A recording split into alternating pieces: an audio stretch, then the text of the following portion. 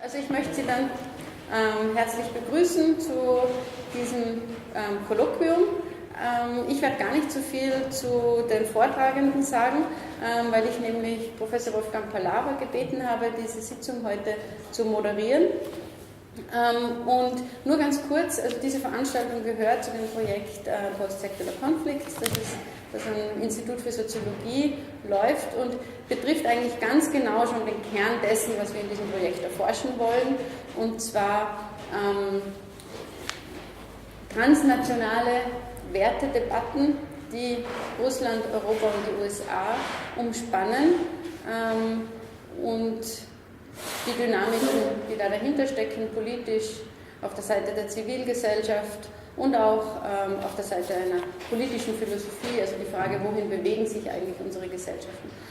Das ist das Projekt und wir haben immer wieder Veranstaltungen, zu denen wir Personen einladen, die uns bei diesen Fragen weiterhelfen können, und diese Veranstaltung ist auch eine solche. Und ja, ich freue mich, dass Sie gekommen sind, dass Sie die Zeit gefunden haben, und gebe dann auch schon das Wort an Wolfgang. Danke. Okay, thank you very much, first of all, for inviting me to chair this interesting and exciting discussion. I expect, at least, and it's an important topic, an important theme. What we will do tonight is religion and politics in and across Russia, Ukraine and the United States, as part of this series Colloquium Postsecular Conflicts. And I'm very happy to introduce shortly to you our three speakers coming from all over the world, more or less. And then afterwards I will just tell you the basic rules of what we are going to do, so that you know the rules and they again hear the rules and hopefully follow the rules. And then I think we can have a quite inspiring discussion. I will just introduce the speakers in the way they sit here. So the first speaker is Cyril Hovrun. He earned his BA in theology from Kiev Theological Academy, so he's coming from Ukrainian background, and studied also in Athens National University. His PhD is in theology from Durham University in the United Kingdom. He holds a permanent position of senior lecturer at St. Ignatius Theological Academy, part of the Stockholm School of Theology in Sweden. He has published quite a lot of books: Meta-Ecclesiology, Chronicles on Church Awareness, Will, Action and Freedom, Christological Controversies in the 17th Century, From Antioch to Xi'an, An Evolution of Nestorianism, and this was published in English and Chinese, so as I told you, what we are doing is in some way a global thing. Curiosities of the Great and Awful Council in Russian, and he is the co-editor of the Orthodox Handbook on Ecumenism, Resources for Theological Education. So we are very happy and grateful to have you with us. Our second speaker is now coming from an other continent, not from Europe, but from America, from the United States, specifically from New York, from the Big Apple. Our speaker is Russell Reno. When you buy a book of him, it's R.R. Reno, and you have to figure out what the R's mean. He's called by his friends, and I think we can deal with you as friends, right, tonight. He's called Rusty Reno.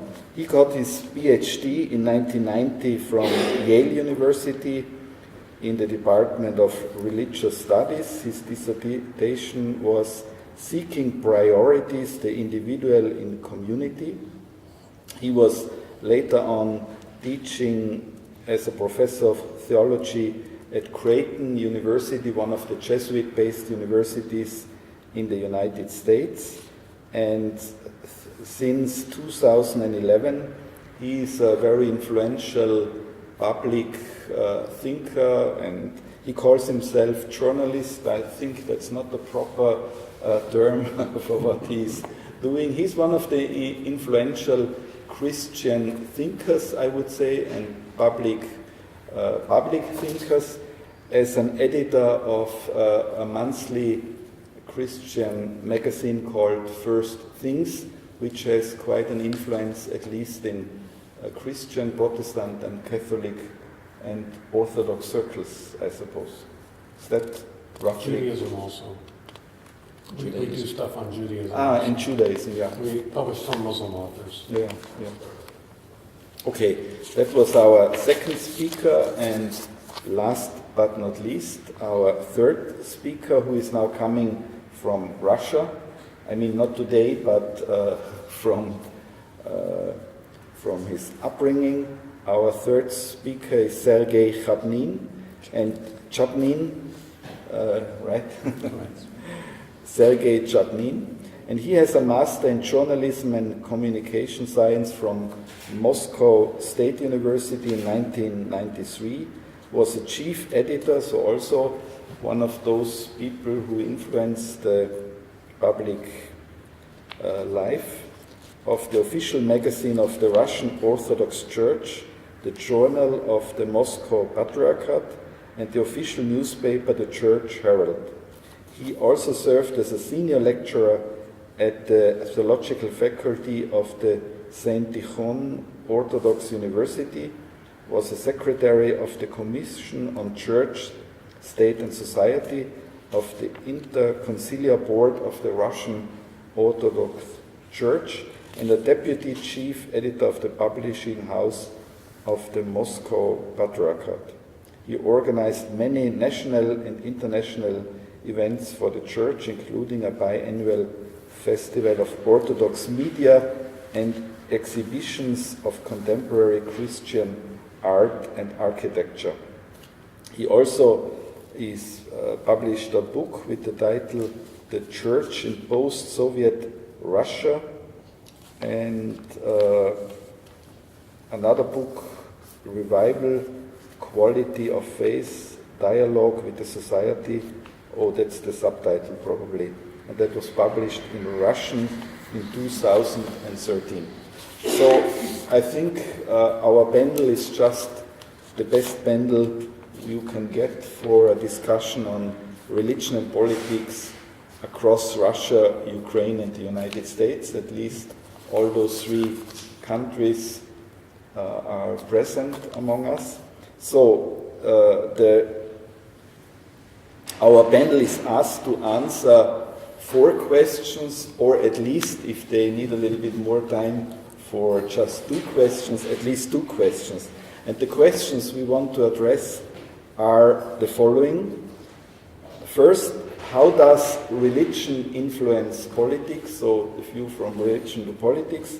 Second, how do politics influence religion from the other side? The third question, what are the consequences of religion-state relations for the religions themselves? Where do the religious believers, the so-called grassroots people, stand?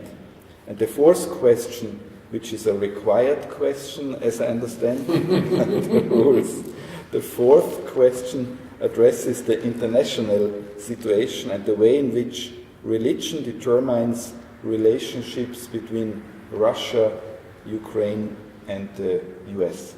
And I myself, and I think all of us here, are looking forward, and I think we just move forward in the same order. And if you, Cyril, please start, give us a start. Well, thank you. I'll try to answer all these questions, and just stop me when I will go beyond my time. Speaking about the influence of religion upon politics and of politics upon religion, I think in the modern setting we need to distinguish between 2 things: the words and the deeds, the rhetoric and the policies. As regards the influence of religion upon politics, I think it is mostly a linguistic influence, that the religion, churches, provide politicians with a language, with vocabulary, with wording. And the politicians nowadays, in the present situation, are happy to adopt some terms, some phrases from religion. It doesn't mean that they apply those phrases in their policies. What happens sometimes, I think, is just the opposite. The moment that the politicians embark on the religious language, they begin sometimes abusing that language and begin applying even more severe policies than if they were using the secular language. It's a syndrome, I call this syndrome sacred corruption. It happens when, say, on a local level, a level of a parish, imagine a small community somewhere in the nowhere of the Eastern Europe. A priest is approached by a local criminal, a gangster, and a conversation begins, and the gangster comes with anxiousness. He's anxious about what he has done, and because the parish is developing, it needs some money, gangsters immediately figures out and provides some help, and the priest, through the conversation, gives some sort of relief, which sometimes leads to relieving the gangster from the bad consciousness, but also enabling him to do some even worse things. That's how corruption develops, evolves in the societies like Ukraine, Russia, Belarus, and so forth. On the macro level, the same happens in politics, I think, sometimes. When the politicians adopt the language of religion, they feel emboldened to behave more cruelly. I would exemplify this with the case of my own country. The moment that the Russian president adopted the language which was provided by the church, the language of the Russian world, traditional values, religious survival, and so forth, soon after that, the aggression against my country started. The Crimea was annexed, the war in the east of Ukraine began, and all those aggressions were garnished with a very rich religious rhetoric. Essentially, the rhetoric of the Russian world was religious. And the ideology which emboldened, which drove the aggression was provided by the church, unfortunately. The same happened, for instance, in Syria. Soon after the Russian intervention to Syria was declared by the church authorities as a sacred war, the atrocity of Aleppo happened. So I see a connectedness between the politicians adopting religious language and the war crimes that they commit. That's why I like politicians to speak secular language. It is safer for the world. I know it goes against idea about re-enchantment of politics, but I think re-enchantment sometimes can lead to such consequences. Let me put this in the sociological terms, since we in the setting of the Institute of Sociology. The sociologists of religion, they have developed two basic concepts, I think, which fit, the situations that I've just described. The concept of the civil religion and political religion.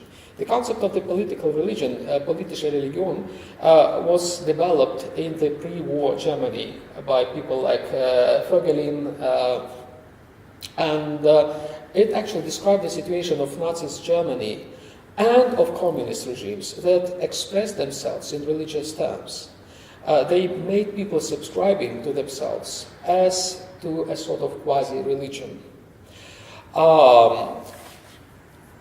Soon after that, the concept was transmitted through people like Voegelin again, like Tillich, to the United States. And in the United States, other post-war generation of sociologists like Robert Bellah continued this line and developed a concept of civil religion, which is not a new term. It was coined by Jean-Jacques Rousseau in the French context, but it was revitalized somehow in the United States, in the American context, and began describing the American political culture, which had began with the beginning of the American project, actually, in the 18th century. And this civil religion, this concept of civil religion became descriptive, a successful descriptive concept for the American political culture.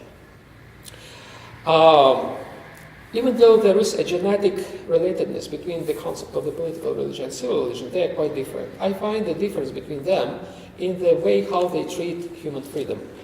Political religion is coercive. It rides on violence. It forces people to subscribe to the political religion, like Nazism or communism or whatever. Civil religion is non-violent. It uses different instruments of subscribing, like persuasion, like sometimes manipulation, yes, but never violence. And that is a radical difference between the European political religion and American civil religion. All these concepts very densely worked in Russia, in the post-communist Russia. I think the civil religion, a Russian civil religion, was introduced during the 2000s. The reason, rationale why it was introduced was to increase legitimacy. A feature of the civil religion is that it is capable of increasing legitimacy when convenient mechanisms of providing legitimacy don't work properly. This happened after the elections to the State Duma, to the Russian parliament, which were doubted as falsified, and during the exchange of power between Putin and Medvedev, before the third term of Putin. Then the legitimacy of Russian power actually decreased, and a civil religion was in demand. That's how the church felt this and began providing civil religion discourse to the Russian political regime. At that time, it was really a civil religion. It was not coercive. It was kind of optional. But soon, a transformation from the civil religion to political religion happened, and I see as a turning point in this transformation the episode with Pussy Riot punk group. As you remember, there was a punk group of girls, feminist group, which performed in the cathedral of the Russian church in Moscow, Christ the Savior Cathedral, and as a result, under the pressure from the church, on the request of the church, they were sentenced to 2 years in prison. This was a coercive act, which I believe transformed the initial Russian civil religion into a political religion, a coercive one. And since then, the political religion has replaced civil religion, became really violent. And the culmination of this political religion became the aggression in Ukraine. So I see a connectedness between the Pussy Riot episode and the Russian war in Ukraine. The same idea of applying violence to make someone to subscribe to the values, to the ideas of the political religion.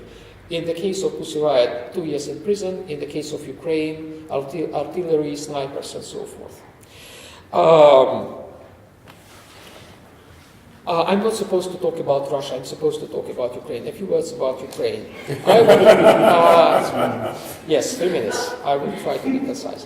So that's the international, is that the... We're talking about Ukraine now. Yes, I'm talking about Ukraine, the fourth point. I think we can interpret the developments in Ukraine in the terms of civil religion as well. Civil and political religion. The conflict in Ukraine is essentially the conflict between the neo-imperial project run by Russia and the project of independent national state from the Ukrainian side. You can interpret the Russian world as a political religion which came as an aggression to Ukraine. You can interpret the resistance to that as a civil religion of nationalism. There is a sort of nationalism, certainly.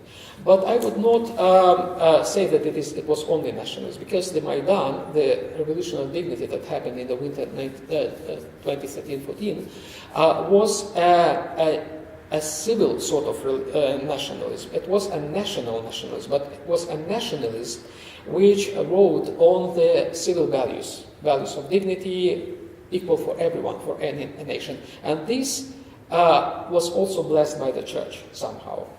So it was a third type of civil religion, which was really civil, not national. Just one word for last minute about the American situation. So for stealing your bread. But I think the two concepts are applicable to the American situation nowadays. Historically, civil religion is an American phenomenon. First, the American civil religion was described by sociologists.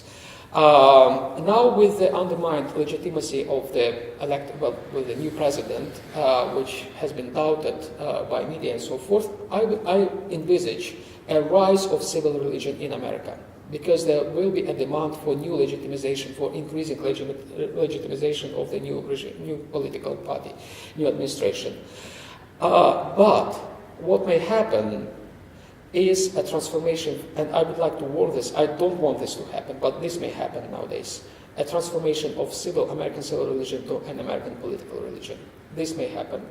And this will be a reenchantment of the American political scene. It's a bad scenario, I know, but I think it is possible nowadays. Thank you for your attention. Thank you very much for this clear thesis. I think it's a very clear thesis, very good for our discussion and for the exchange, and also for keeping the time limit and keeping the rules perfectly. So we move over to Rusty Reno. All Americans are rule breakers, so you better watch Yeah, out. but I am Antinomians. a katechon, that means we'll tame you in. Okay, Rusty, same rules. Well, when you talk about religion in the United States, you're really talking about Christianity. Judaism has attained a kind of a legitimate voice since 1945. Mormonism plays a kind of important role in some respects, but when it's all said and done, Christianity is the 900-pound gorilla in American politics. And so I'm going to speak primarily about Christianity in the American context. Historically, it's a kind of establishmentarian Protestantism that has shaped American society most thoroughly. It led the charge against slavery in the early 19th century and succeeded in prohibiting the sale of alcohol for 20 years in the early 20th century.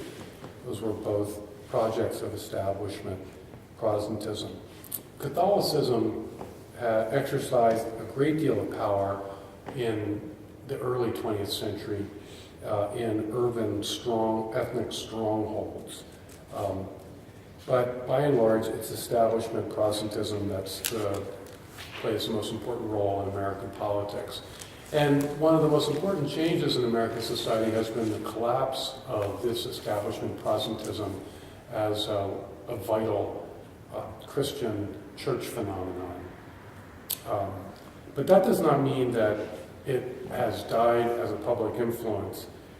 Our progressivism in America is strongly, is dominated by what I call a kind of post-Christian moralism.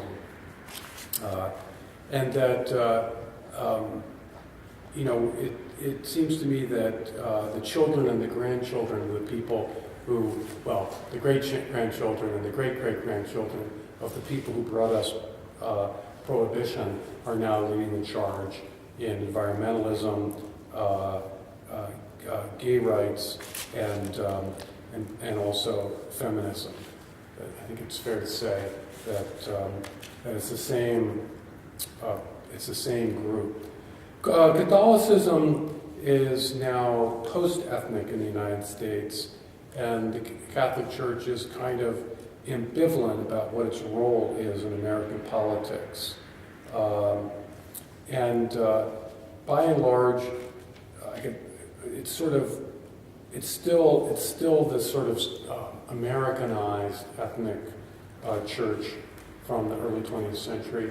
I think Pope Francis's refusal to make Archbishop Gomez in Los Angeles a cardinal indicates how purely subordinate the status of Hispanics are in the American Catholic Church. It's still an Irish and a German church, by and large, dominant church in the United States. But I think Catholicism is pretty politically disoriented in the current situation.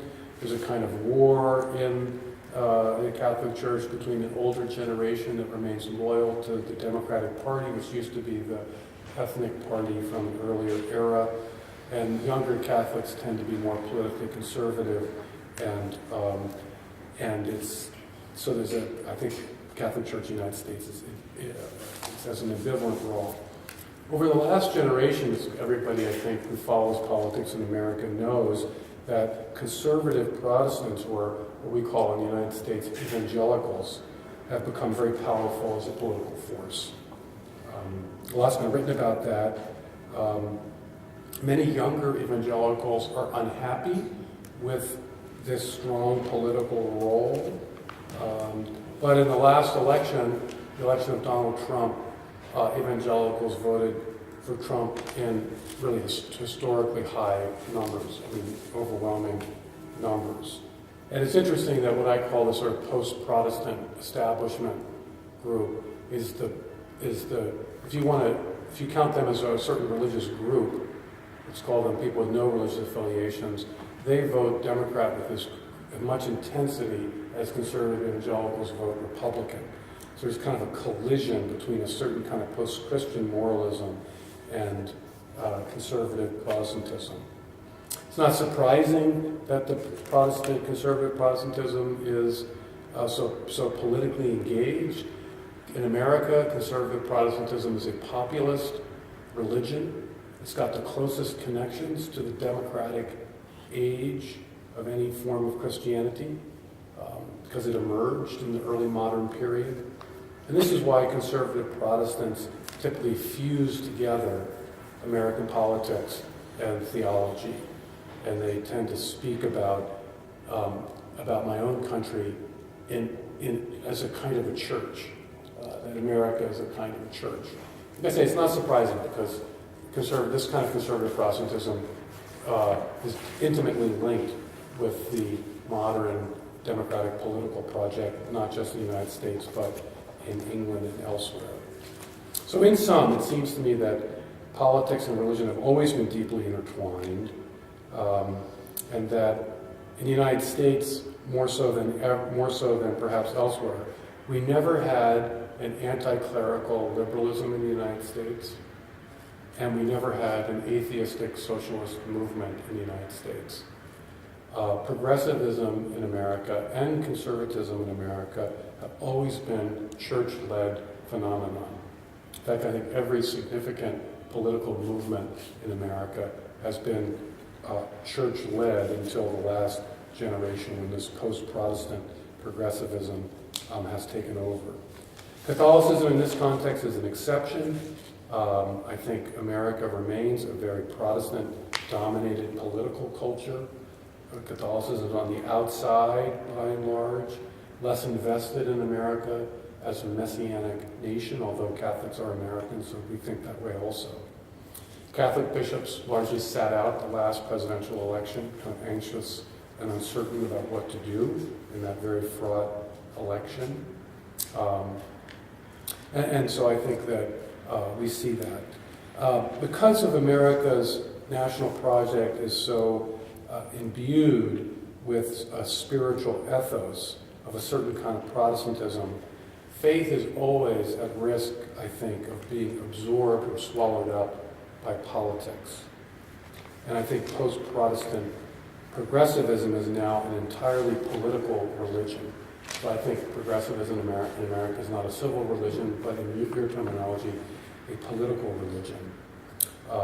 Many conservative Protestants also have a political religion as they fuse Christianity with American conservatism. And I think your terminology is helpful in that regard. And again, I think Catholicism remains on the outside, though many Jesuits make progressive politics into a kind of religion. There's something about the American ethos that makes it easy for Jesuits to do that in the United States. To the international situation, my final moments here. I think that we need to recognize that the most significant aspect of American foreign policy is the fusion of Enlightenment universalism with a Protestant messianic mentality. That these two things fuse together. That Christ came to convert all the nations and bring them to himself. And Enlightenment values are universal and for everyone. And the United States is both of those things. Therefore, the destiny of the world is to become like America. And we owe it to the entire world to Americanize the world. Because the natural condition of the human person is to be an American. And so if we strip away people's culture, they will become American by default, automatically. Of course, that was our conceit when we invaded Iraq. And so this messianic, we are a messianic nation, and bringing political salvation to the Gentiles. And this is a fundamental element of our national character, impossible to get rid of. It's noble in some respects. I think that my own country has done many good things for the world in the last 100 years, but it's also a very dangerous idea, a very dangerous sensibility. Now Russia, as far as I can tell, and I'm not learned enough to have more than just passing impressions, has a similar messianic sensibility. It's perhaps less global in its messianic vision, given the lack of this Enlightenment element, which is so powerfully active in our American combination of secular rights and religious zeal. So Russia's obviously quite different. That said, in many respects, we're both messianic nations. And this foretells a potential kind of quasi-religious collision between Russia and the United States, especially as Russia now competes for ideological or moral leadership in Europe, just where America, of course, has since 1945 presumed that we're the ones who provide moral and ideological leadership. So we can see this collision. And I think for those in America who interpret this as a kind of retro Marxism in Moscow are mistaken. I think there's a deeper third Rome. There are deeper third Rome sources for this. Anyone who reads Vladimir Soloviev or Vladimir Lossky can see that Russian Orthodox-inspired culture aspires to save European culture from its legalistic and formalistic and mercantile tendencies. So therefore, I anticipate an intensifying struggle between Russia and the United States over Europe, and it will be cast in moral and spiritual terms. It's going to be open versus closed, democratic versus authoritarian, pluralist versus xenophobic. That's the American side talking. Or, this is the Russian side talking, it will be rooted versus abstract, moral versus antinomian, spiritual versus commercial, one committed to solidarity versus one committed to a kind of atomistic individualism. So my sense is that religion and politics are deeply intertwined, inextricably intertwined, for precisely the reason, Cyril, that you mentioned, which is that every society needs legitimacy. Religious language provides the most powerful source for legitimacy, and so it's with us whether we want it to be or not. And so my sense is that in the international situation, these religious terms continue to loom large. Okay, thank you very much, Rusty, for also a clear insight into the relationship between politics, religion, and the different denominations in the US, and your comment on similarities and also differences between the Messianism in the United States and Russia. So our third speaker, Sergei Chapnin. Yes, thank you. We now also have a chance to I will put my points in more historical perspective, not to sort of go into polemics with my colleagues. So I would start with the year 1988, when at that time communist regime in Soviet Union, which was still rather powerful. So communist authorities allowed Russian Orthodox Church to celebrate millennium of baptism of Russia. That was the starting point for the period that is now called the Church Revival, and lots of things happened during this now nearly 30 years, and it's important to see what were the stages in this spiritual revival and what we have now in Russia and other post-Soviet countries. So in the beginning, I would say approximately 8 to 10 years, the main problem was that the state authorities didn't really know at all how to deal with the church. So the church was suppressed, it was locked within its buildings and allowed only to, the priests were only allowed to celebrate the liturgy, and that's it. No social activities, no charitable activities, no mission, nothing outside the walls of the church. So no religious education. So when church started these activities, it started them on its own, with no support and even no understanding from state officials of different levels. That continued approximately for 10 years. Well, because all the state officials were actually former Soviet bureaucrats, communist bureaucrats, so they have no idea what to do with the church. Later, the new generation of state bureaucracy and elite and politicians grew up, and they had a real problem what to do, because 90s were the years of poverty, of economic crisis, of political crisis, and people were tired of that. And for many, they were tired not of this economical or political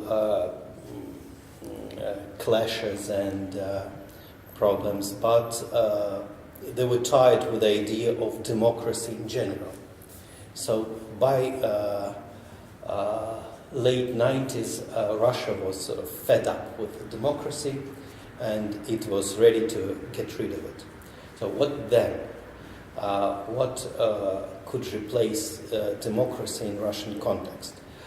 That was a very interesting question, because the only alternative was new empire. So whether Russia will develop as a new Russian empire, or find out something else. And the church really helped the state a lot to shape out the new version of Russian state as an empire, because that was the easiest way for the church. Church was the church of empire for centuries, and it was, I would say, happy to return to its sort of basic pattern, to be the church of empire. And that was the point that could be described also in terms of civil religion.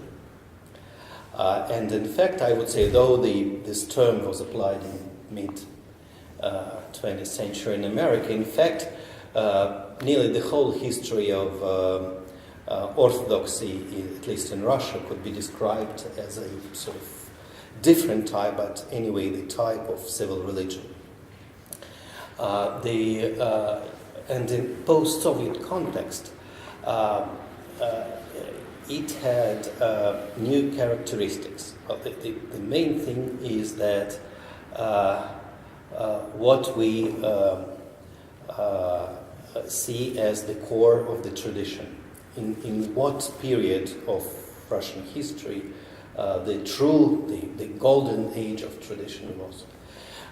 And there were lots of discussions, and finally everybody agreed that in fact the only tradition that we preserved was Soviet tradition, because the other traditions died out during the 70 years of communism in Russia. So it's a sort of hybrid. The Soviet tradition was melted with the restored elements of Christian tradition, and that gave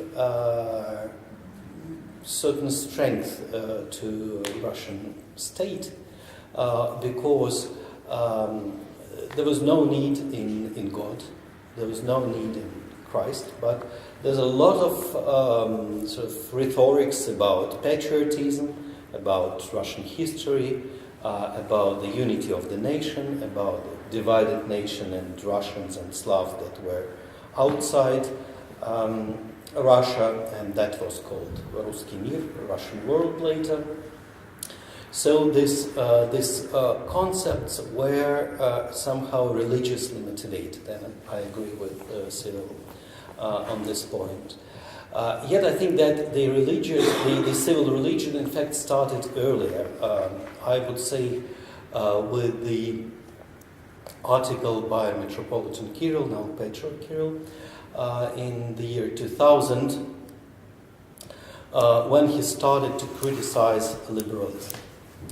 And that was, I would say, the starting point for the development of civil religion, the Orthodox version, the post-Soviet version of civil religion. That was on the level of the society. The political implementations were not clear. The politicians were not using religious rhetorics. But this general consensus that if you're Russian, you should be Orthodox, that was clear for the moment, but a few additional things should be included in this portrait of the Orthodox Christian in Russia. He should be definitely patriotic, and he should be loyal to the state. And in fact, patriotic and loyal to the state are synonyms in modern Russia. So next step was the usage of these concepts, the practical implementation of these concepts in political life. And I agree that the case of Pussy Riot was one of the main points, and I will explain why, because my explanation is totally different from yours. Then we have lots of examples when Putin was using sort of religious, I would say not only rhetorics, but also concepts in his explanations of what he's doing as a president. So what we have now, the political regime that we have in Russia could be described as hybrid regime, which means that it is, we have democratic procedures, we have elections, we have different branches of power, but nevertheless, the regime in its essence is autocratic. So that means that the main task in Kremlin now is to keep sort of proper balance between the democratic forms and the autocratic essence. So the church is a very important tool today to keep this balance. And that means that from the side of the state, the approach is very practical. So how the church can do that. And that goes through divine sanction for power. We know that there are only three sort of types of sanction could be democratic procedures, charismatic character of the leader, and divine sanction. So the church is responsible for providing this divine sanction for power. And until the year 2013, everything was extremely simple, and everybody were happy with that. The state was sort of paying money for the church expenses, for restoration of the churches, for charitable projects, and so on. And the church was praying for the well-being and prosperity of the president and state powers and so on. So everything was very good. It was a very good deal. What happened with Pussy Riot? So, and the Kremlin was absolutely sure that there were fixed words for prayer, and these words they were all just well-being and prosperity, and that's it, nothing else. And suddenly, in the main cathedral of the Russian Orthodox Church, in the very center of Moscow, a few hundred meters from Kremlin, a few young women jumps into the ambo, and without any motives, without any visible or understandable argumentation, they started to pray in a very different way. The problem is not that they jumped into the ambo or danced on the ambo. This is the sort of the second thing. The first thing was that they were praying with their own words, saying, "Mother of God, cast away Putin." And that was a real problem for Kremlin, because they can't imagine that Orthodox Christians could pray with their own words, using such a sort of with such an intention. That was really terrible, because, well, Putin, everything is under control within the country, and he expects that everything is under control within the church, and Patriarch is responsible for this control within the church. And suddenly, and that's sort of political propaganda with a sort of in the religious context. That was absolutely new for this new Russian Empire. So could you now turn to the international question? Yes, I mean, sorry. Maybe we can come back to Pussy Riot later. All the forms of freedom were sort of shut up within the church after that. The hierarchical structure was enforced, so we don't have now the sort of the horizontal dimension of the church is sort of is rather small, but the vertical, the hierarchy got the full power now. So as for the international question, that means that also because the attitude between the church and state are sort of very pragmatic, then the state is not really interested in what the church is doing outside Russia, except the Ruski Mir, but the failed Ruski Mir activities. But now, because the state is using this rhetorics of traditional values, supported and actually, in Russian context, invented by the church, then this is the basis for broader cooperation between conservative groups and actors in different countries.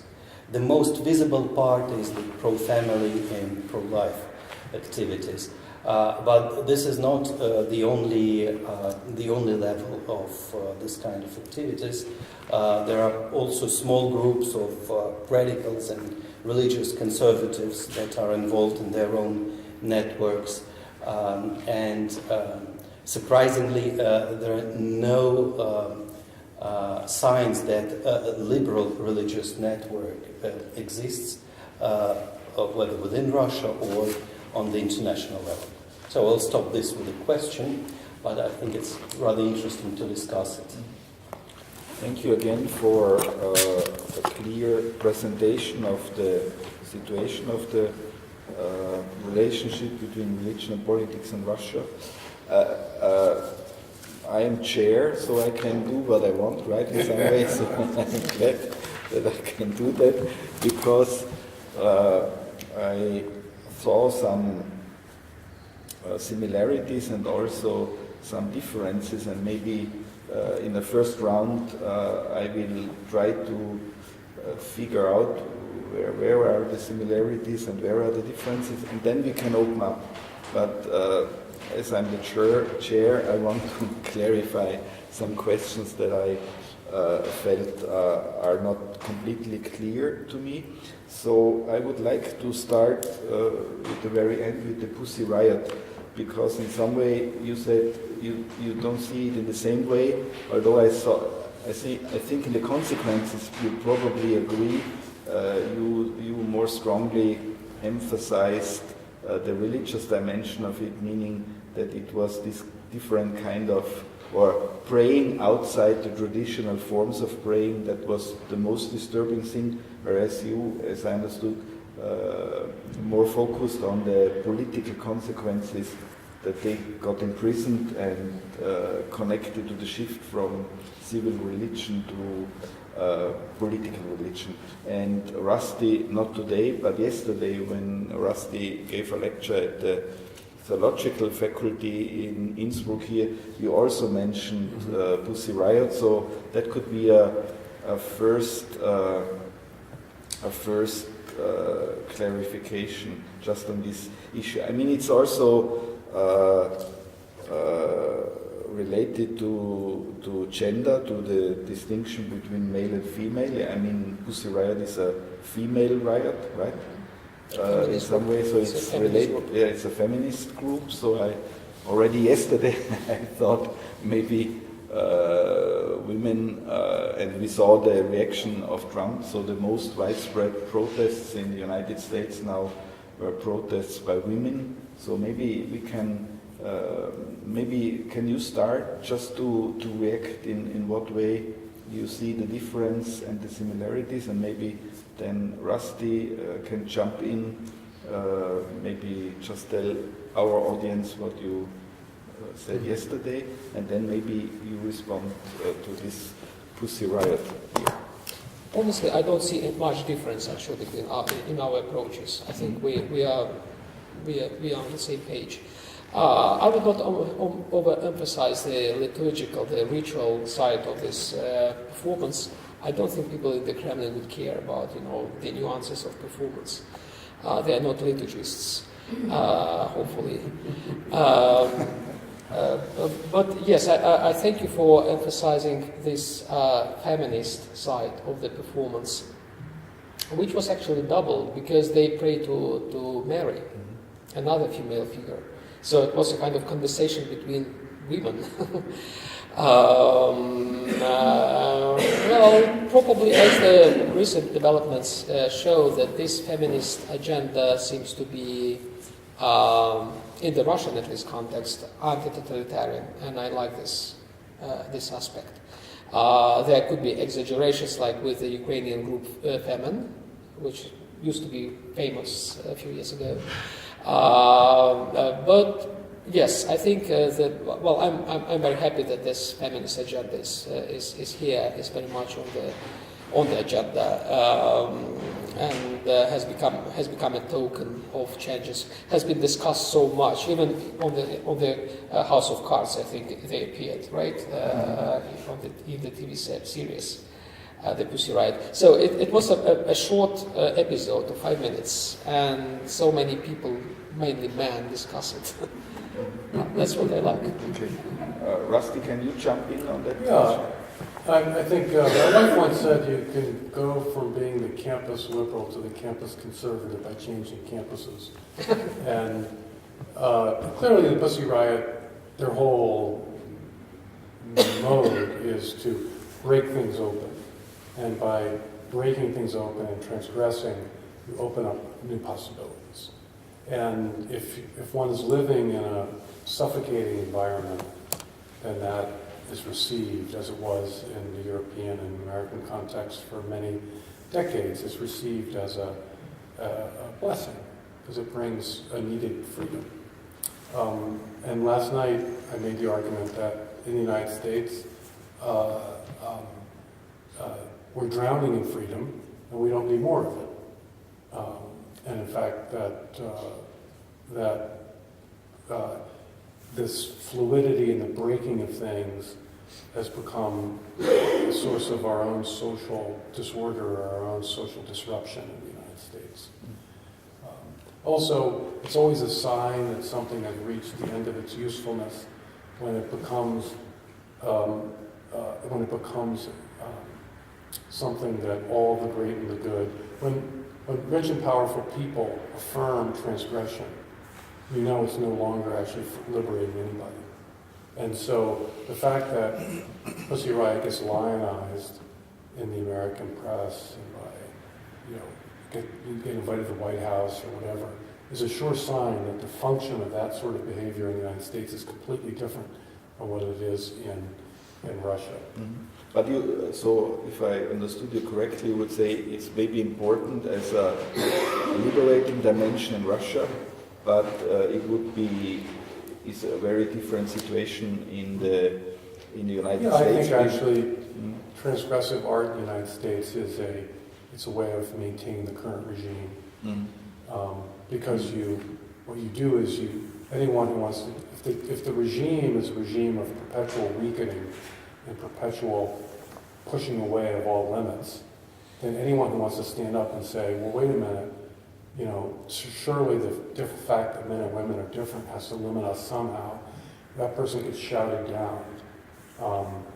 And then they're subjected to a kind of, they're subjected to re-education by the officially mandated spokesman for transgression. It's a very different situation. And like I say, all of our major art institutions, all of our major cultural institutions have made transgression into the great artistic expression. So it's the deepest cliche we have in the United States now, transgression, boundaries. Well, I would say that there are different levels in sort of describing and interpreting Pussy Riot case. I took only one aspect that was crucial for the relation between state and the church, the metaphysical aspect of prayer for the power or against the power. So, but I agree that there are different levels. We could discuss it from the liturgical perspective, of course. We could discuss it from the case, how it developed in the court, because the church actually stepped aside from in the court. There were no priests, bishops, theologians there.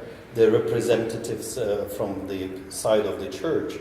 The accusers were from the church. The accusers. Where the guard that was there during the performance and the lady that was selling candles. So there were two representatives, and they were saying really funny things like how these women can dance in the church because we have the most precious thing that is there. Nail? The nail from the cross. And that was really funny because when we're speaking about the cathedral, the main cathedral of the Russian church, and we're saying that the nail is the most precious and most holy thing in it, in this sort of secular context, it sounds really funny. But anyway, I'm sorry that we don't have really good description from the very beginning to sort of to the end of this story. My question is, if they would have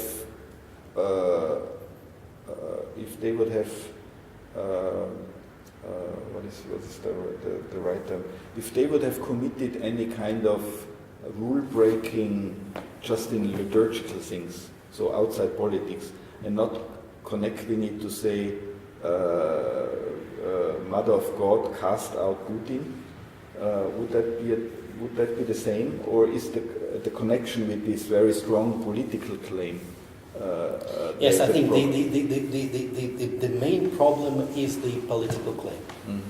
That's for sure. If the words would be different, the whole thing, nobody sort of noticed that. So as soon as religion enters really central political territory, then there is a crisis. Okay, I've two more questions, and then I will open up. The second question, maybe I'm not well trained enough, but I want to shortly reflect on your use of civil religion. So you mentioned, of course, civil religion. We gained the term, broadly speaking, from Rousseau, and then a modern version of it, Robert Bellah. But at least what I have in mind now, in Germany, there was also a discussion after Robert Bellah by Hermann Lübbe and others, when they said a civil religion is even a concept you can use to describe the functioning of a democratic state, for instance, without any kind of connection to a denomination, to a real religion. So in some way, a relation of a society, of a state, in Germany, for instance, to the Grundrecht, to the Grundgesetz, the foundational laws, is civil religion in some way. So my feeling was, when you used now the term civil religion, it was very much connected. As soon as the church entered, then we got civil religion. Maybe can you say something on that? I mean, it's a little bit more difficult with the United States, because there was always this strong tradition of the democratic regime in the United States coming from religion. It's a little bit more difficult in Europe, because the democratic developments very often were against religion, and nevertheless sociologists use the term civil religion without any interference of a denomination of a church. Well, I would say civil religion is it articulates the legitimacy of the political system as a whole. Mm-hmm. And political religion is a theologizing of one side in the contest for power. Mm-hmm. And that's why I think progressivism is a political religion. So that, and then again, evangelicals in the United States often theologize the Republican Party's platform as a kind of theological imperative, that if you don't vote for a Republican, you are an apostate, in effect. And there are many conservative Christians who think that way in the United States. But it's equally the case that, as we know from some of the really quite extraordinary things people are saying after the election of Donald Trump, that many progressives regard it as simply impossible for a morally serious person to disagree with them. And so that, in a sense, they're theologizing their own political views. Whereas the civil religion is this deep piety that almost all Americans have towards the U.S. Constitution, the Declaration of Independence, that is surrounded also by some sense of the providential design that God, or the Supreme Being, really is using the United States of America to do something new in the world. This experiment in a democracy that somehow springs forth. So I think that's how I see the difference between the two. Would you like to jump in on that question? After Bellah, a huge volume of literature has appeared on civil religion, such huge that Bella eventually disowned actually the concept of civil. He rejected civil religion and condemned it as a concept, even though it was the most successful thing that he has done. He did. Habits of the Heart was a pretty successful book. Well, there. This volume is so wide that people applied the concept of civil religion to ancient Rome, ancient Greece, ancient Persia, Middle Ages, whatever. You can India, Persia, China, everything. I would consider it more concisely as a phenomenon of the modern era, of the era of secularism. Civil religion, both civil religion, political religion, are phenomena of the modern secular era, and they actually can lead us to the discussions about secularism, post-secularism, and so forth. They're connected, I believe. That's why I would stay there in the era of, in the framework of secularity. That would be my specific. Well, because I think secularity creates a crisis of legitimacy. Exactly.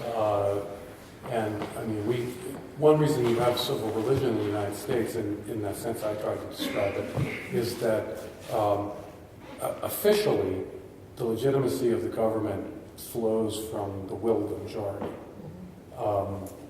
But that's just so implausible. I mean, it's so implausible that simply because 51% of people believe X, that therefore X is true or right or good. Nobody who thinks about it for very long really believes that. And so you need then to sort of say, well, yes, but the system that's based on majority rule is itself somehow not divinely sanctioned, because that's too strong, but somehow it has a kind of sacred quality to it. That's the famous vox populi, vox Dei. So the voice of the people is like the voice of God. Yeah, no one really believes that. Well, but it... Yeah, you believe that when the voice of the people agree with you. And when the voice of the people disagree with you, you talk about how the people are ignorant, stupid, and ill-informed, and all that. But sometimes it's used in the sense when the people agree with what you want to get accomplished politically. But I think one of the things that I think many Europeans have a hard time grasping about the United States is the depth, and it's starting to fray actually in the United States, but the depth of piety towards our institutions, I think is hard for Europeans to grasp, because just how could the secular institutions that obviously have an origin in time? The United States Constitution was formulated by representatives from 13 states, ratified in 1787, but it's treated as though it was delivered on Mount Sinai. Yeah, I would say just a few words. Yes, I think it's quite useful to use this term only for the secular age, but the main point, I think, is it describes the relation of religion or religions with this cooperation of the religions with the secular state. And the American model is very specific, I would say unique. In Europe we have other models, and I think the most interesting model is the new one, which developed during the last, say, 15-20 years. That's post-Soviet civil religion, and I think it's quite interesting to sort of discuss it, but maybe not this time. I think we all, or at least I myself feel more clearer now how you use the term. Maybe a last question, leading probably to a reflection of your thesis. That's also part of the program. I will end with that, but I have to put some oil into the fire here and to have some more disagreement. If I understood Cyril and Rusty correctly, I think your understanding of political religion is not the same, or so I want to have a little fight on this issue, because if I understood you correctly, you said the shift from civil religion to political religion is an enchantment. This is this type of enchantment, and you were referring, of course, also a little bit to Rusty's talk yesterday, when he says the 20th century was celebrating disenchantment in the Max Weberian sense, and now we have this kind of movements longing for strong gods, for enchantment. And if I understood you correctly, you would say this is a very dangerous shift towards political religion, in the sense Voegelin described it in the 20th century. Rusty probably will say, well, you are got stuck in the 20th century, now there is a good development against political religions which you now identified with liberalism. So if I understood you just before correctly, you used the term political religion for the post-Protestant liberal regime. Right. That has to be broken, right, by new movements. Obligatory disenchantment. Yeah. So can you jump in a little bit more strongly? So well, speaking technically about the term of political religion, it emerged. It is a continental concept. Yeah.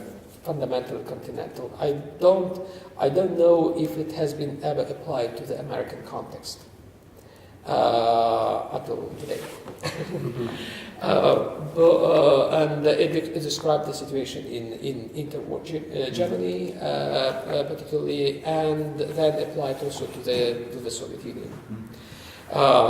It described the regimes that pretended that they were quasi-religious because they had rights, they had charismatic prophets in the leadership, they had an entourage of normal religion. That's why probably in the post-everything era, it's hardly possible to speak about political religion. But I think we can talk about it in a sense. It is a very postmodern version of political religion. Even if we talk about Russia, the regime of Putin is fundamentally postmodern. Fundamental because it combines element of everything. It relativizes everything. No stable truths in this regime. Everything is subordinated to the experience, to the political purpose, including religion, including political religion. And in this sense, the new political religion is fundamentally postmodern. It is different. Yet, the similarity between the classical political religions of the modern era, of the era of ideologies, and the modern the contemporary post-ideological regime in Russia is that both apply violence, both occurs, and that's my point about But how is it possible, if you understand Putin's political religion as a postmodern version, how is it possible that he presents himself at the same time supported by the Orthodox Church as the fighter for truth against liberal relativism? Well, he's a fighter for post-truth, not for truth. Yeah. That is the difference between. But he presents himself as someone defending truth. Yes, post-truth does not call itself post-truth. Yeah. It calls itself truth. That is the problem with this. So, Rusty, what do you think about that?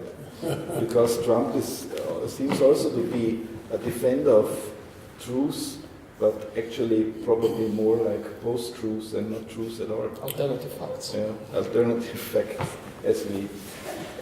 Yeah, but I think there's a difference between a kind of calculated misinformation, campaign of misinformation, versus the sort of Trumpian hyperbole and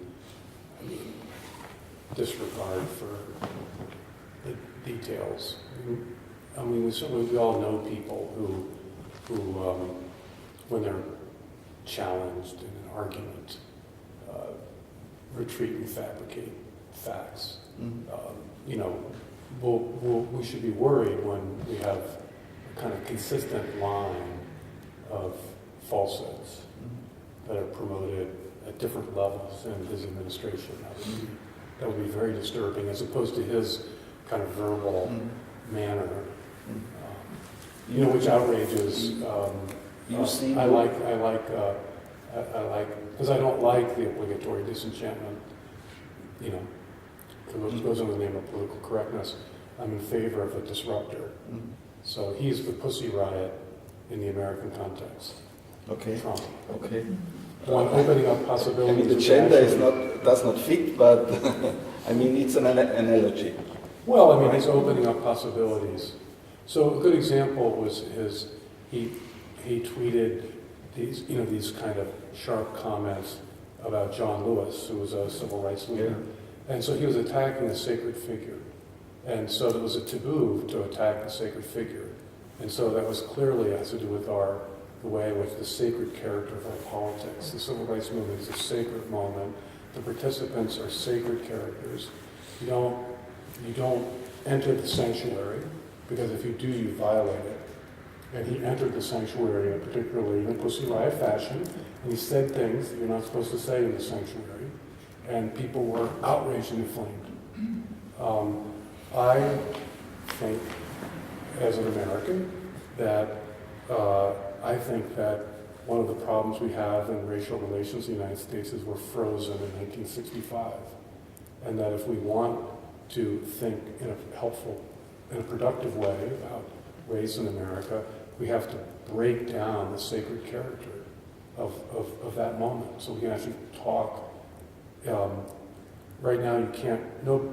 A person like myself doesn't talk about race, because if you talk about race, you might touch a sacred object, and just like the sons of the sons, who was it that they carry the ark and they wind up dying because they violate it. So you don't want to do that, and so that this has to be. I'm not against. We've inherited certain sacred things in a society that officially denies that there's anything that's sacred.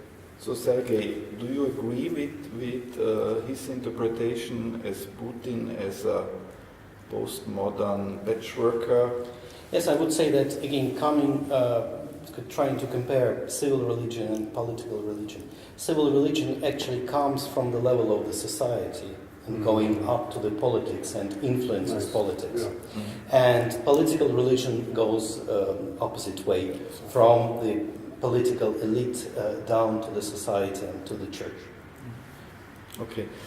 Shouldn't we ask your thesis as a final round here and then open up for questions? Yes, so my thesis was, what I really wanted, no one really talked about that part, but just a third question, what all these relations, what does that do to the believers and the grassroots?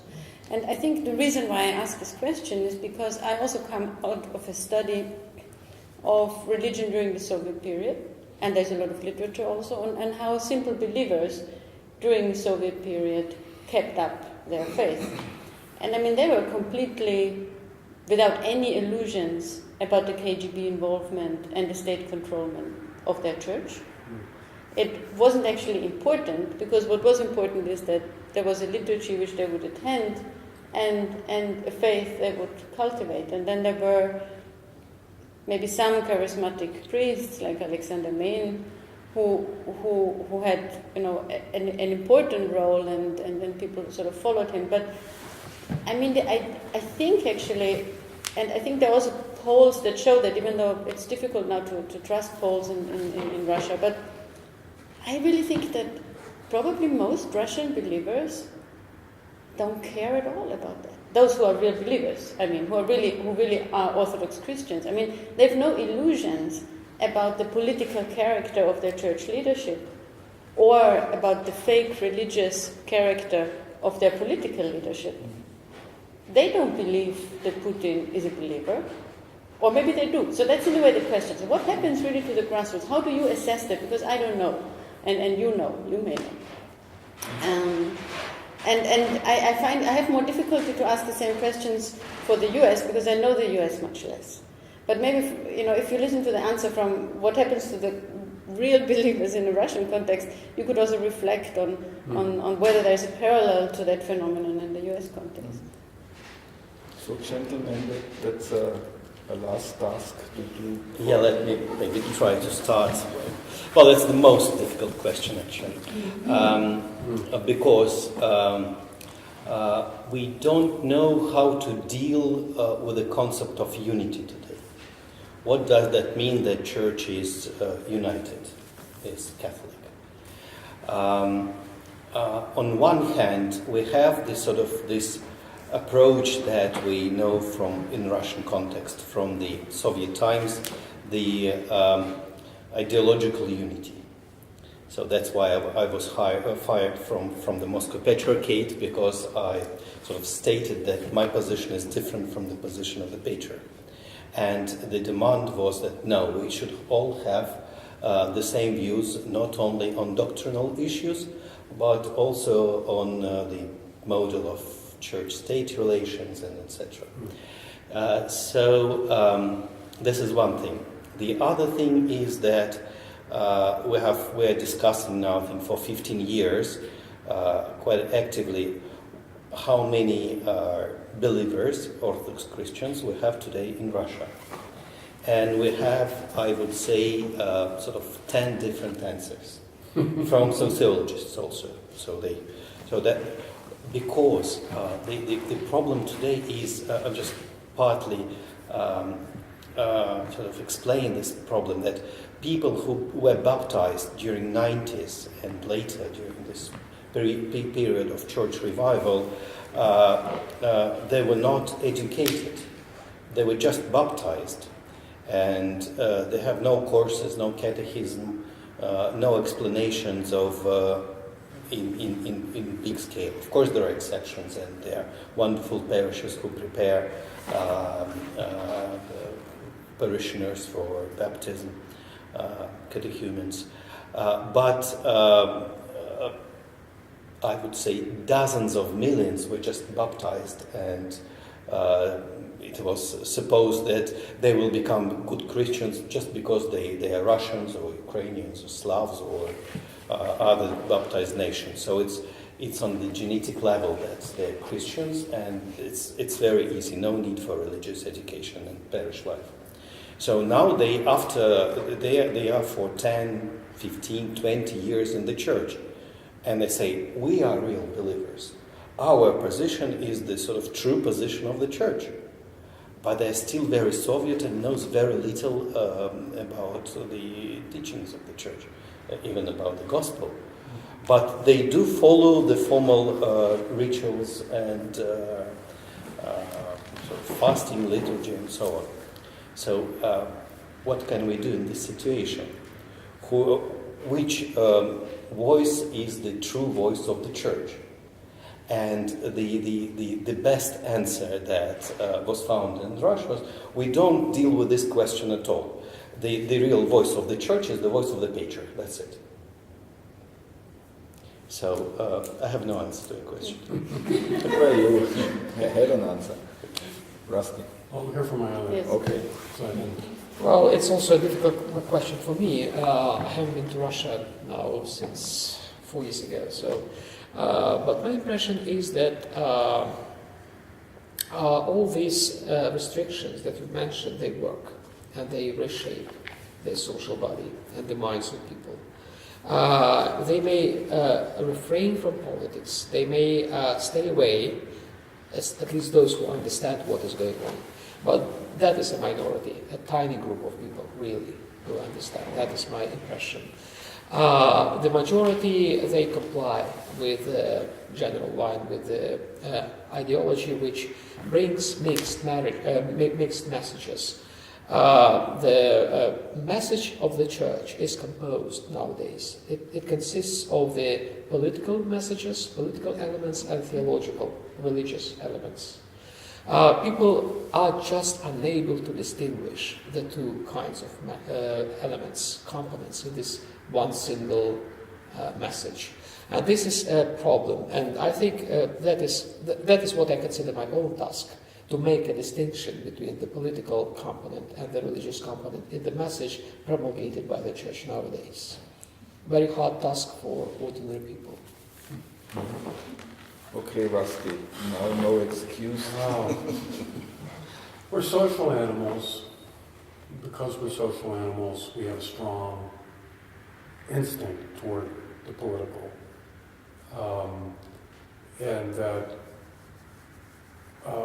instinct can become inflamed, just like our sexual instinct can become inflamed, and that one of the features of the modern age has been to incite in people, to raise people up to the level of political citizenship, which is a great achievement of the modern era.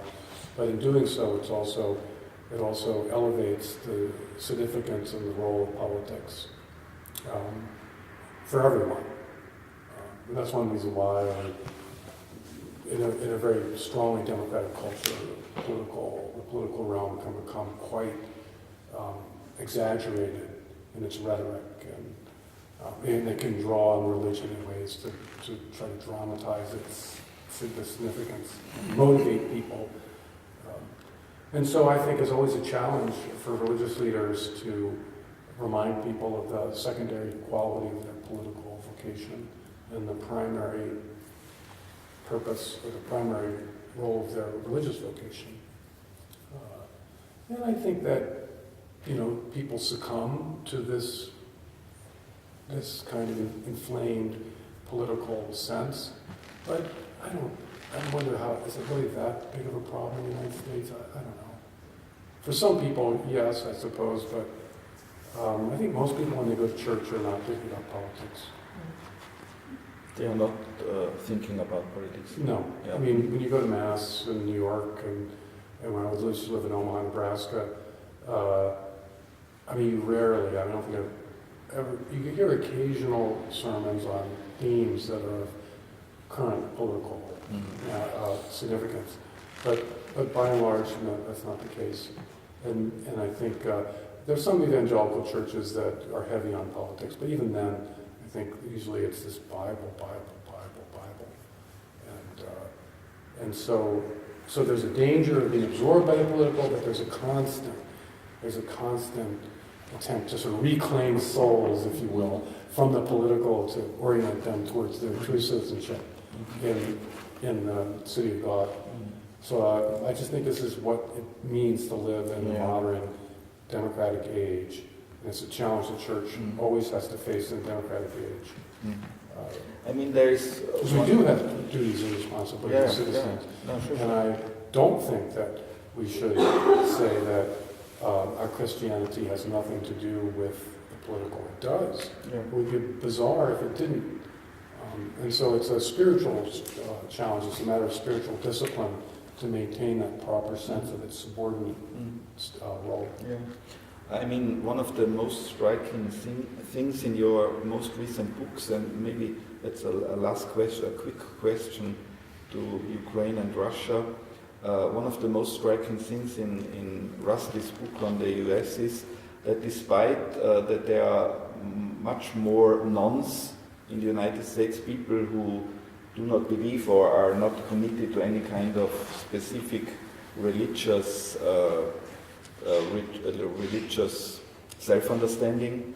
So the nones have increased significantly, but those who attend regularly church, those numbers are quite stable and are still about 25 to 30%, right? That's right. Yeah. So 25 to 30% regular church attendance or religious service attendance in the United States is for Western countries a very high. Well, I lived in Omaha, Nebraska for 20 years, and in Omaha on any given Sunday, 50% of people are in church. Yeah. So that means there is a strong life of church life. So if you look at Austria or the Western countries in Europe, church attendance is far below 10%. So it was about 15% 20 years ago when I went for a year to the United States, and I was just surprised to see all those people weekly going to church. So what about Ukraine and Russia? So there is a lot of discussion, religion and politics, but do people go to church, and how many of them? As you said, ask 10 sociologists, you get 11 answers. No, that's more or less, the answer, the attendance of the church I think we have roughly, we have 2-3% of those who go to the church every week, sort of 5% who go a few times a month, and sort of another 5% goes a few times a year. So it's roughly 10% also from this 7 is a to 12. difference. This is So a it difference. correlates. It's the European more or less the same as in Europe. And I in think Ukraine? Ukraine is more religious. There is a higher attendance to churches. It's not as high as in Poland. Yeah. It's somewhere in between Poland and Russia.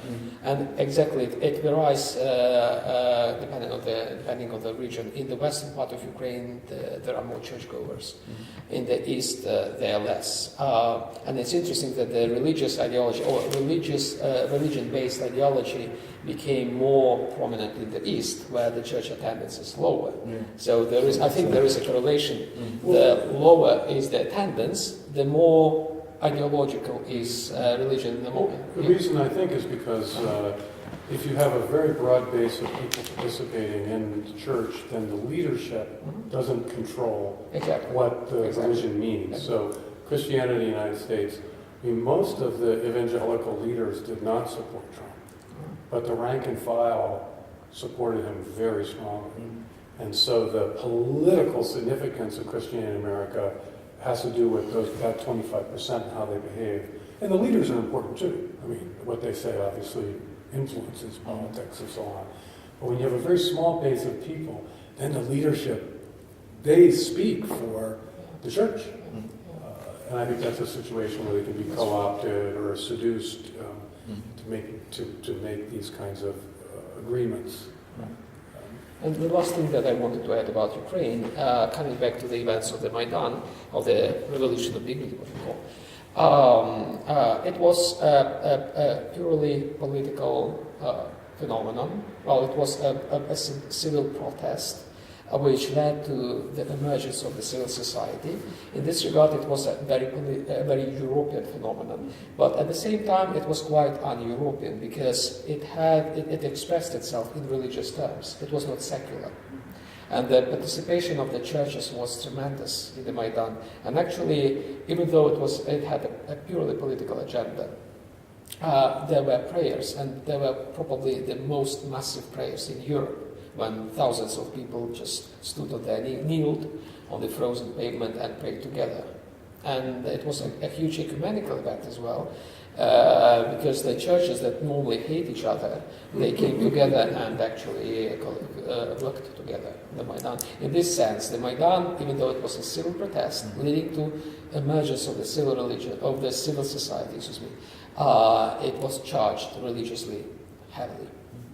Okay, thank you. So your patience was already tremendous, but whatever question you want to address to one of our three experts, I'm happy to invite you and no longer put my own questions first. I mean, I have some more questions if you are not. May I add to the last question a little bit? Okay. I would like to keep it short. But nevertheless, you mentioned this messianistic impulse in the United States and in Russia. And you even described it. Well, are there really parallels? Aren't there many more differences between this messianistic impulse in the United States and in Russia? Because in Russia you have got this very abstract idea of saving, no idea of who, the whole world, and in the United States it's rather, you described it very well, it's rather connected to enlightenment. May I start, actually? Yeah. I think I'm thinking a lot about that. I think the main problem between these two types of messianism in the 21st century is that the ideals that the ideal that America has, it's somehow rooted in the sort of political and public life. And the ideal that we have is more sort of, sorry, in the literature, in sort of general words about salvation and sort of general vision, how it should be. So when people ask me, so what is your idea? I'm sorry, we can't put it in a few words. That will take sort of a few hours to explain, and we will not sure that you will understand.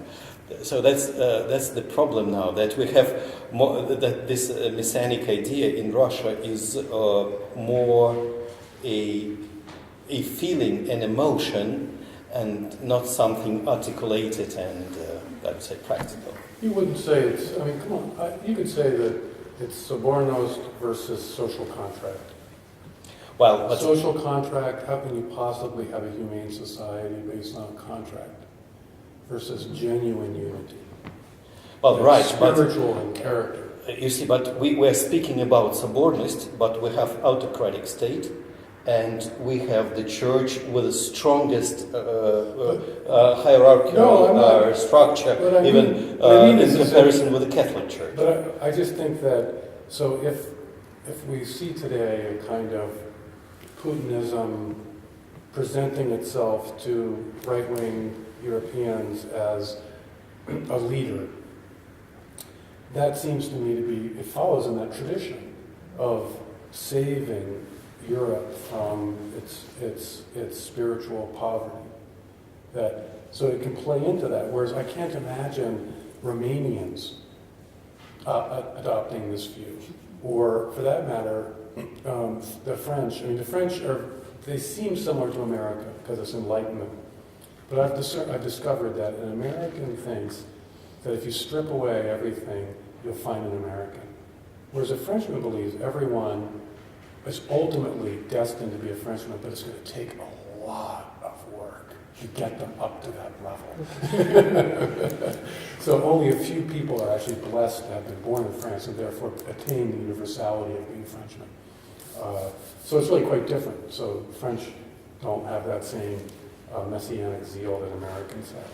But I think it's not coincidental.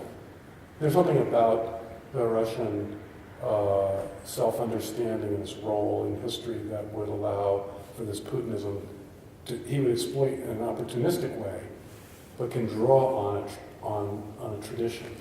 Well, I think you can interpret this in terms of the empires that existed, and empires are still effective. They still shape people. If you take British Empire, it vanished, but still some kind of imperial thinking prevails. There is a Russian imperialism or neo-imperialism. What we have in Putinism is just an imperialism, neo-imperialism, I think, and it's a neo-Soviet project. That's why Putinism considers the United States as another imperial project, and it's just a rival of two empires for him. So he still thinks, his thinking is exactly the framework of old-style imperialism. And what is lacking in Russia, and I'm really an advocate of Russian nationalism. Sometimes Putinism is confused with nationalism, but they are opposite. Nationalism is a threat to Putinism. And if Russia was a national state, we would not have these neo-imperial paroxysms and revivals. This sort of imperialism should not be confused with universalism, which is Christian, really, a Christian merit. It's not a merit of empires. And it tries to dress up as a Christian messianic kind of thing to converse the entire world into conservatism, which is a utopia, and even they understand it is impossible. Essentially what they do is to divide the world into conservatives and liberals. As they do within Russia, they have divided the society, the single body of people, into conservatives and liberals, and play with conservatives. They do the same worldwide. They try to widen, to deepen the divide within the American society, in the European societies, and they try on both sides ultimate right, radical right, and radical left. They play successfully with both irreconcilable sides. And their task is to divide people, not to bring them together, what the empires do. That is a radical difference between Putinism and the universal message of the church, which is uniting, really. I have an example that connects very good to what you just outlined. There, I don't see any hand, so I read my example, but I think it's an interesting thing and brings the question of Russia and the United States in a new framework. So I'm quoting from an article by David Brooks, Bannon versus Trump, from the New York Times, January 10th of this year. And he makes an interesting comparison between Donald Trump's ideologist, Stephen Bannon, who is responsible for media communication and comes from the, what is the? Breitbart. Breitbart media, or Breitbart, what is it called? Breitbart News. Yeah, News. it's a website. Website, yeah. And Putin's ideologist, Alexander Dugin. And it's like going back to 20th century, Brooks writes, and reading two versions of Marxism. So one is American Christian and the other is Orthodox Russian. But both have grandiose, sweeping theories of world history. Both believe we are in an apocalyptic clash of civilizations. Both seamlessly combine economic, moral, and political analysis. Both self-consciously see themselves as part of a loosely affiliated international populist movement, including the National Front, Front National in France, Nigel Farage in Britain, and many others. Dugin wrote positively about Trump last winter, and Bannon referred to Dugin in his Vatican remarks. So, quote, "We must create strategic alliances to overthrow the present order of things," Dugin has written, of which the core could be described as human rights, anti-hierarchy, political correctness, everything that is the face of the beast, the Antichrist. We, the Judeo-Christian West, really have to look at what Putin is talking about as far as traditionalism goes, Bannon said, particularly the sense of where it supports the underpinnings of nationalism. So is there this kind of ideological similarities between thinkers behind Trump and thinkers behind Putin, Dugin? And I'm a bit get nervous when I read such things, because at least I know that Dugin is a careful reader of Carl Schmitt, who is a dangerous thinker, although some of his analyses have to be taken seriously. But nevertheless, it's a dangerous thing. I don't know if there is don't know yet if there is a link between Bannon and Carl Schmitt, but at least some of the circles are interested not only in the analytical insights of Schmitt, but also on his normative recommendations, which I don't recommend, actually.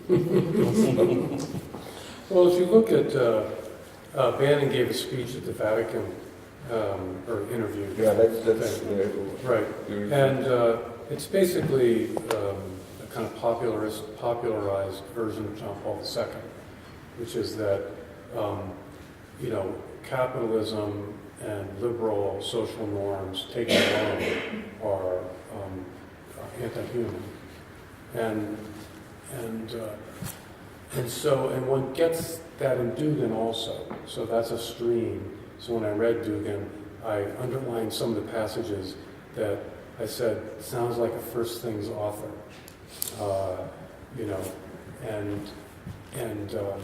so we have to recognize that there's a tradition of dissent from modernity.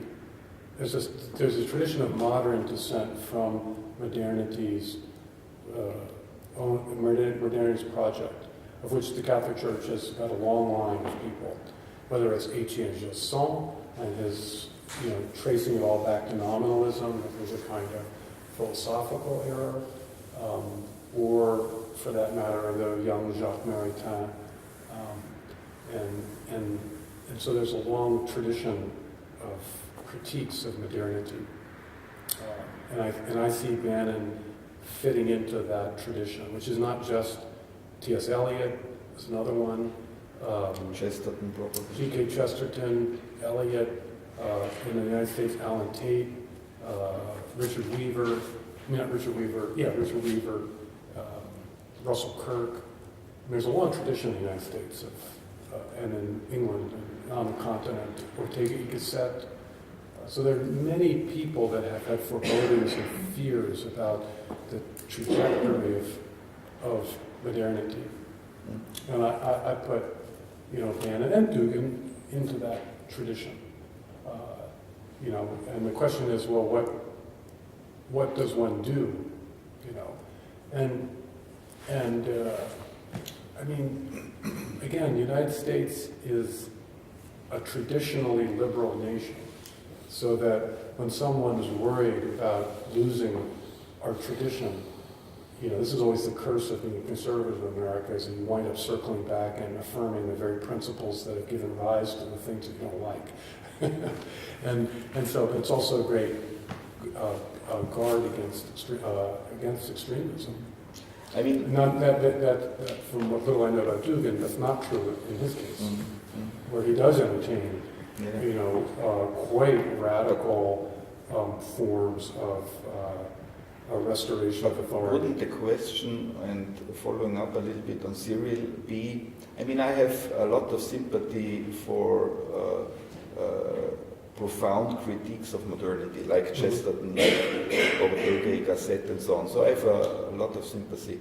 I'm always suspicious when then those, or now people like Dugin or Bannon, they may be in some way in line with those profound critiques of modernity, but what they support politically is probably the same thing as we have to criticize from a profound point of view.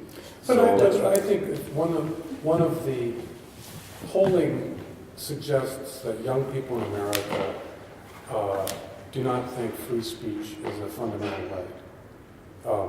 So whatever the regime is, the cultural, political regime that has been predominant, is giving rise to its own kind of illiberalism. So someone like Bannon, I don't think he qualifies as a thinker. Mm-hmm. So I think it's unwise to suggest that he has developed views on anything. But his intuition seemed to be of deep concern that the trajectory on which we are currently on is going to lead to illiberalism. And so that something the current system needs to be fought against precisely for the sake of preserving the best achievements of modernity. Very brief. I think my position regarding Dugin is very simple. First, he draws on Carl Schmitt certainly, but he should not be put on the same scale with Carl Schmitt. I think he resembles not politische Theologie by Schmitt, but he is closer to Mein Kampf. Mm-hmm. And he actually advocates, he tries to resurrect actually the spirit of Hitler. His strategy is not to be a thinker. His strategy is to provoke, to get people stuck in him, to stuck in his writings, to discuss his writings. And, he's a madman and he's a dangerous man, I believe. Okay. He's not like Carl Schmitt. Carl Schmitt was a difficult personality, but much nicer than Dugin. May I just quick follow up? I was at a conference about 6 months ago, and there was a German political scientist who gave a paper on Dugin, and he said Dugin is very anti-American. So, but now he's supporting Trump. So for the same reason. Sorry, Christina. Yes, I also wanted to just come in because I very much agree with Cyril's judgment on Dugin, and what actually really puzzles me is that I'm also fond of profound critiques of modernity, and I think we have to study these critiques much more. But I think these critiques, which we study seriously, should guard us from taking at face value people like Dugin, who are real dangers. Because obviously every critique has the risk of turning violent and extremist, and he has given so much proof of that. So, I just wanted to say that because I think I don't want Dugin to be mentioned and this not being clear. We should not mention him? Or? No, I think if you mention him, then I think it's very... also maybe people in the audience who don't know that. Dugin is not a Chesterton or no. Yeah, but he can write in first things or immediately? I could say you underline passages. He's got kind of, obviously, from what I've read, a kind of magpie mind that picks up this, that, and the other thing. And in that sense, the attention-getting desire is very postmodern. A lot of left-wing postmodernism. Zizek strikes me as a kind of left-wing version, more innocent perhaps, and less malign, but similar. Provocateur, picks up wherever you can find something. Yes. Saying things for effect without really real consideration for consistency. But I think we have good reasons to deal with that. We just need intellectual sincerity and coherence. And if we read these authors with intellectual sincerity and coherence, then we will discard them. I'm not a fan of Zizek, So. Zizek is harmless. Yes, maybe. He's a kid. Dugin is not a kid; he's a monster. Yeah, the problem is that Dugin is writing sort of for the last 30 years, thousands pages per year. So I think you can't read all this, all his works. And I guess that he's changing his mind, at least from time to time. He started, I would say, 30 years ago as a traditionalist in René Guénon style. He followed different conspiracy theories. Then he turned to the concept of conservative revolution. Then he became a sort of orthodox but very special type. It's sort of alt-right parish within the Moscow Patriarchate. So, but very sort of strict and sort of very, very old-fashioned, not just traditionalistic. And then he started to play with Kremlin. It seems that sometimes he really did have some connections. We don't know what happens today, but you definitely can't say that Dugin somehow connected to the decision-making process in Kremlin. For sure not. But, well, we don't know. I think there are a few figures like that. In early 2000s, Nikita Mikhalkov was very close to Putin and had some influence, but we don't really know what kind of influence that was. So you would put in question David Brooks' thesis that Dugin is right. the ideologist of Putin. Exactly. That's exactly. Walter LaCour's book on Putin from a year or two ago said that Dugin had no influence. But I would say this, reading him, and I only read one book, and that's the only book I'm inclined to read, one samples. When push comes to shove, he is very postmodern in the sense that the new future is going to come from below. Some dark powers are going to emerge and rise, and he's quite explicit about that. But it's fascinating that for somebody like Derrida, or more explicitly for Michel Foucault, it's the same thing. There's some kind of these are dark, uncertain powers now for différance. Well, what is différance? Différance is the sort of surging world of possibility, what is underneath everything, surging to the top. creating the possibility of life. And for Foucault, it's more explicitly the powers of sex and death and biopower and things like that. So whatever you two don't like in him is very much has been very much part of our intellectual culture for the last generation. Now we domesticate it in all kinds of ways, but it's waiting to be exploited. Well, but neither Foucault nor Derrida said explicitly that, say, Ukrainians should be exterminated or the Americans should be I'm not. But I'm saying that. It's a sign of the kind of exhaustion of our. Again, I think it's a sign of the exhaustion of the modern project. You can't find a principle of life within itself. I don't agree. He meant it. No, I don't agree. He meant it. He meant what?